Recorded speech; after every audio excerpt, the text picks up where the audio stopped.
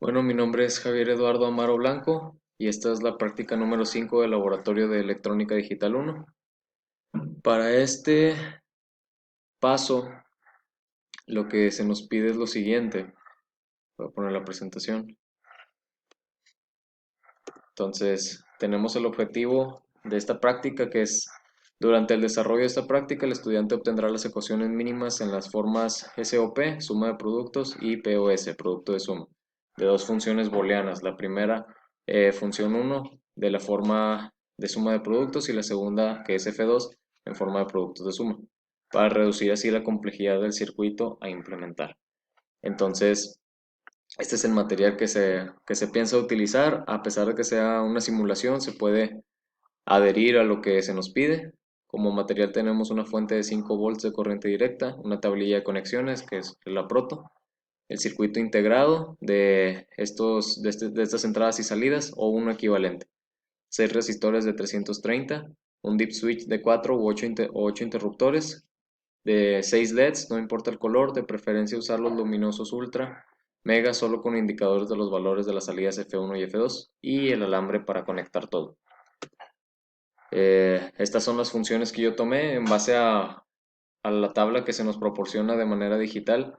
Tomé esta primera función como F1 y esta función como F2. Lo primero que tuve que hacer fue realizar el diagrama a mano en mi libreta, y en base a eso fui construyendo lo que fue mi tabla de verdad. De hecho, aquí tengo un ejemplo en Proteus.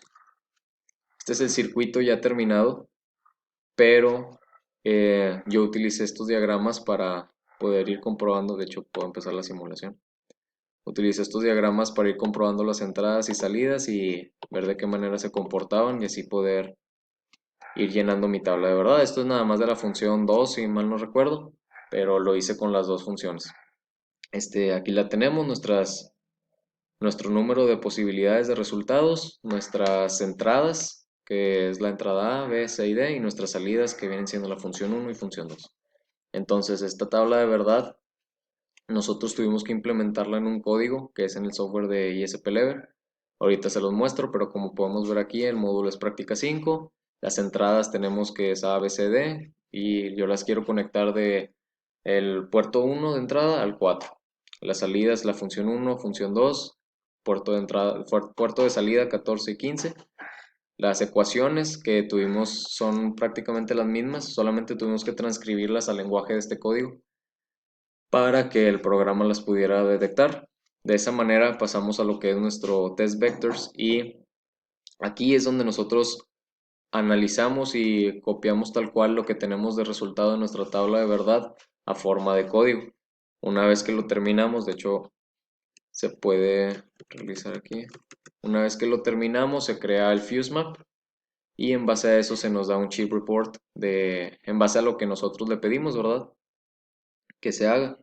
Y aquí podemos ver, de hecho voy a hacer esto un poquito más por acá.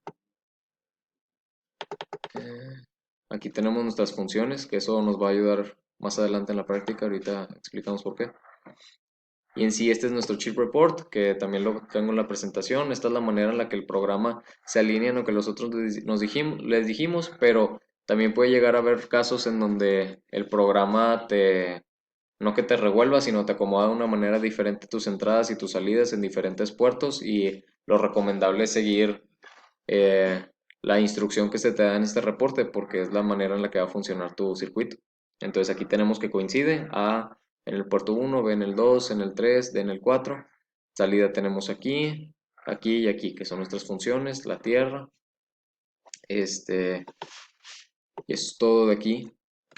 De aquí pasamos, tenemos ya la tabla de verdad, nuestro código, el chip report, como se los expliqué ahorita.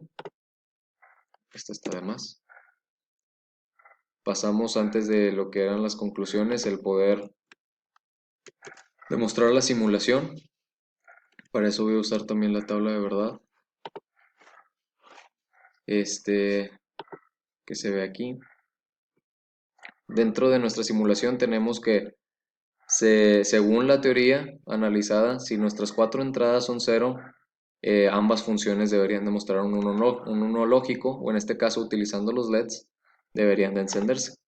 La práctica se nos dice que podíamos usar cualquier tipo de color, así que para la entrada usé 4 LEDs rojos representando la A, B, C y D. Y salida función 1, como está conectada al 14, función 2 conectada al puerto 15. Entonces vamos a apagar todos, todo en cero, y estos están prendidos, que es lo que viene en nuestra tabla de verdad. Entonces podemos comprobar, no sé, que si A está en cero, B, C y D está en uno.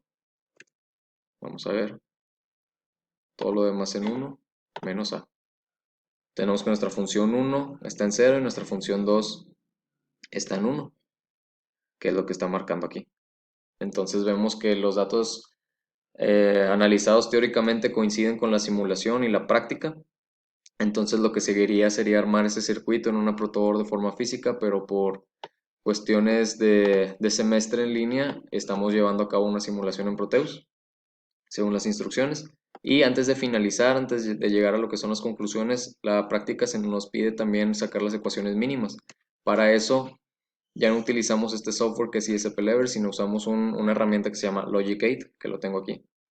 Dentro de Logic8 nosotros podemos abrir un archivo en donde tengamos una opción de incluir las variables de entrada, que aquí le ponemos los nombres de A, B, C, D, que coinciden con nuestro circuito, las de salida, que función 1, F2, y copiamos tal cual. Una vez que nosotros le damos la cantidad de entradas y de salidas, el software lo que hace es que te lanza solo estos resultados, y tú lo único que vas haciendo es ingresar los datos de salida. Entonces, una vez que está todo aquí analizado, pasamos a lo que son las ecuaciones mínimas, que aquí tenemos esta opción en Routine Simplification. De ahí pasamos a la forma alfanumérica y hay dos opciones aquí. Podemos hacerlo como suma de productos o producto de suma, que son las dos posibles resultados.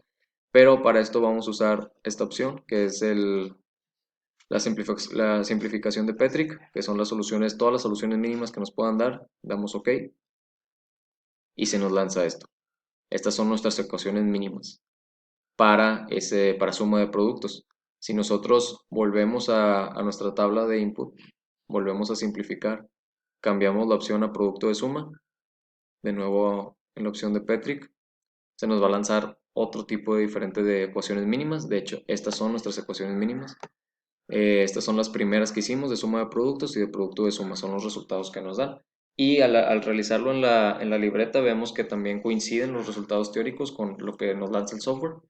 Entonces, en base a estas ecuaciones mínimas se pueden hacer más cosas, pero hasta ahí termina la práctica. Entonces, como conclusión, yo diría que el tener la herramienta, tanto de, en este caso, los software que utilizamos, que nos ayudan bastante, a tener la herramienta de poder comprobar tus notas a la simulación o a lo digital, crea, crea en este caso en el estudiante una, una sensación de logro para empezar cuando sí coinciden, o una sensación de que tiene que salir bien las cosas cuando no lo hacen, pero más que nada un conocimiento amplio de tanto por qué las cosas en tu circuito funcionan de la manera en la que están funcionando, qué debes de realizar, tanto en tu código. A veces cualquier cosita que esté mal en tu código te da resultados completamente diferentes. De hecho, al principio, en la simulación,